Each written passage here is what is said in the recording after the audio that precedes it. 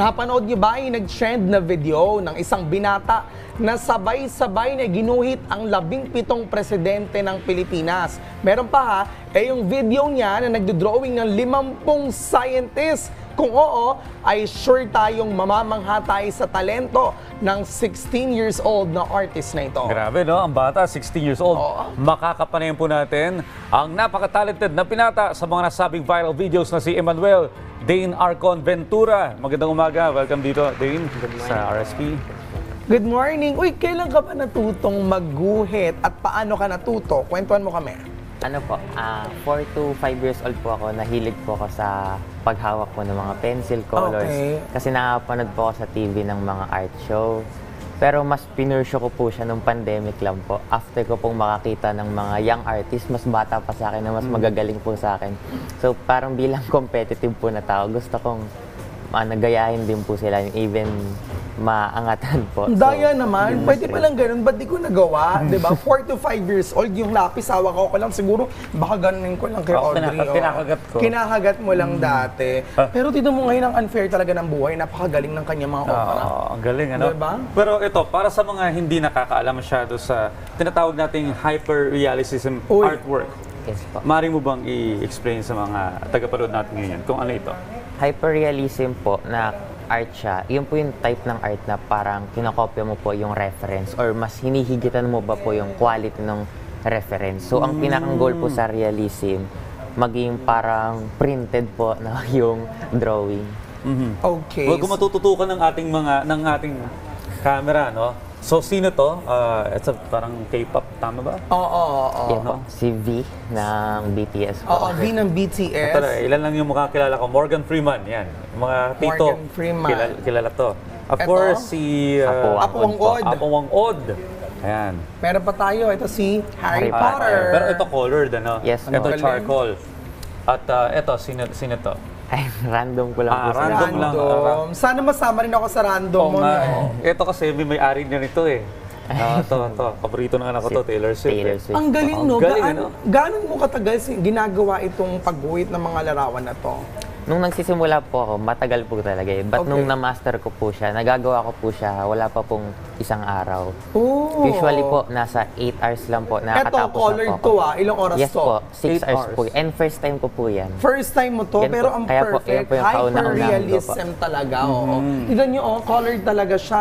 Compare doon sa kanina na ito, si Apo Wang-od, ito, iba yung kanyang Iba yung charcoal, iba yung charcoal lang gamit dito. Di ba? Napakagaling. Pero from this kind of art, you transition to scribble art as well, or pati scribble art ginagawa mo din. Yes po. How did you do that? Yung scribble art po actually for entertainment lang po eh. Okay. Since realism po talaga yung master ko, dito po talaga ako nakafocus. Ito yung scribble Ito yung art. Yes scribble. po, yan Ito po yung yung nag-viral scribble. Ang sa social lalim. Yes media, po. di ba? So, sino itong mga subject mo dito? Mga famous scientist po sa iba't ibang part po ng mundo. Kilala mo to, marami kang kaibigan scientist, di ba? Oo, Audrey Goriseta, Diane Ferrer. Mga social scientists yung mga yan. Ang galing, no? Pero wait lang. I mean, it's scribble art. How do you express the emotion? Parang feeling ko may emosyon. May Parang dark, feeling ko, may- ano ba to? Kwentuhan mo kami. What's all about this scribble art? Tapos, you incline yourself into this. May pinaghuhugutan ka ba pag ginagawa mo to? Kung emotion naman po, wala lang po siyang negative emotion po na gusto ko pong i-express. Sadyang medyo may kaguluhan lang po yung scribble art kasi stick po yung gamit ko eh. Stick. Yung Akala ko ballpen po ballpen. nakadikit po sa stick. Okay. Dalawang kamay po yun. Pero alam mo, pag Kaya medyo magulo. nagpapa-neuropsych ka, parang there is some situations, mapakitaan ka ng gatong objects. Tapos it's either siguro makikita kung stressed ka ba pag nakita mo siya. Pero ito, tignan mo naman, talagang, what's the purpose of those different kinds of strokes na mayroon dito sa art na to? May different types po ng strokes na ginagawa, yung mga cross-hatching.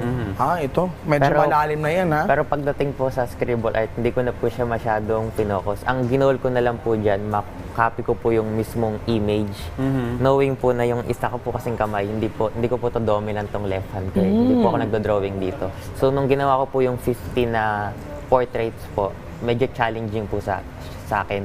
Kaya ang main goal ko na lang, bahala na kung medyo maging magulo yung yung output, basta makopya ko po yung image po nila. Hindi, may ibang level to Oo, eh. gumamit ka pa rin ng kaliwa mo eh. Oo. Yes nga. Magaling eh, no? Hindi naman yung reasons niya for doing this art ay hindi naman ganun kalalim. Ano? Talagang sadyang talented lang. Yes. So, paano mo nagawa yun? The 70 presidents of the Philippines plus yung 50 plus scientists. Yung sa 17 presidents po ng Philippines, first time ko po yun. So, medyo challenging din po sa Okay. akin. Pero mas bilis ko po siyang nagamay kasi dalawang kamay po yung hawak ko po nun sa isang stick na mahaba. Bamboo po yun eh.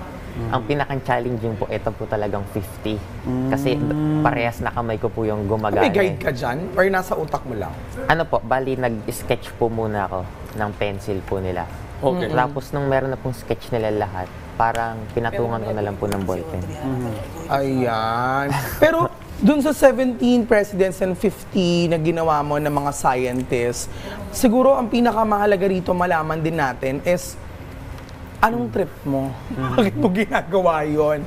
Diba? Kasi I understand 4 to 5 years old, nag-start ka pa lang from the pens, tapos ngayon, kakaiba na, the age of 16. Bakit ganito yung hobby mo? Isa po sa pinakamalaking goal ko po, gusto ko po kasing mabalik yung influence po ng Renaissance art. Oh. So, isa po ako sa mga talagang ina-idolize, inihinahangaan po yung compositions na meron po dun sa High Renaissance art. So, as an young artist po, gusto ko po siyang mabalik and mas mabigyan po ng buhay. Kasi inspired din po ako sa mga paintings na sikat po na ito Pilipino, si Juan Luna, Das Polarium, and iba't iba niya pong mga paintings. Galing naman ang batang to. Kaya nga eh. Pero yung school mo, sinusuportahan ka ba ng school mo dito or pinanlalaban ka sa ibang schools din, original? Yes po, supportado po nila ako. Actually, ako po yung representative po nila sa school. And nanalo po ako sa, nag-champion po, district, division, and regional level po. Editorial cartooning? Ano po, Na-try mo sa na yun? painting po. Painting Plain talaga. air painting po. Bali, Okay. magpipaint po sa labas. Tapos yung reference sa labas, yun po yung kagayahin. Si Audrey mukhang gusto yata mai-drawing yung mukha niya. Kakayanin ba ng oras natin Kaya yan? nga eh. Kaya naman po. Oh, sige nga. Ano po, nasa 5 oras. Nasa 5 oras. Hindi ko po kayang mag-drawing po Ako na kaya ko i-drawing minuto si or Audrey 10 segundo. seconds. Pero iba. Anong tinitingnan mo sa hinaharap? Mag-ipupursue mo ba sa college ang fine arts, halimbawa, or architecture? May connection sa arts? Yes po. Ipupush ko po siya and isa po sa course po na bala ko pong kunin yung fine arts. Medyo indecisive pa po kasi ako if architecture po or fine arts. But as of now po, mas lumalamang po sa akin o mas gusto po ng puso ko yung fine arts. Fine arts talaga. So, ipupush ko po siya and bala ko po sa future na dumating po hindi lang po siya national but international din po. Kasi isa po sa goal ko maging legend when it comes to arts po. Okay, from hyperrealism to scribble art, what's next? Ngayon pong natitirang 6 months, ang inaaral ko na po ay yung colored. Color. yun po Itong yung kay attempt ko Harry po. Potter na ginawa mo for 6 hours. Ang galing-galing. Yes po. Para yung mga gusto magpa-commission, Audrey, pero siguro natin malaman social media May accounts social nila. media accounts ka na pwede nating i-announce para yung mga gusto magpa-commission ng painting. Yes po, Facebook ko po ay Emmanuel Dane A. Ventura. Instagram po, Dane.Arcon. And pwede nyo po akong i-chat kung gusto nyo pong magpa-commission. Ang starting price po natin nasa 1,500 po. Yun po yung 8.5 by 11 or bond paper size. And with frame na po yun, signature and kasama po yung dedication letter. Wow. Magpapagawa po Galing siya. On that note, thank you so much, Dane, sa pakipagkwentuhan sa amin at pagbabahagi ng iyong talento. Sana'y mas marami pa mga kabataan na ma-inspire na hasain pa ang kanilang mga talento gaya mo. Thank you so much po.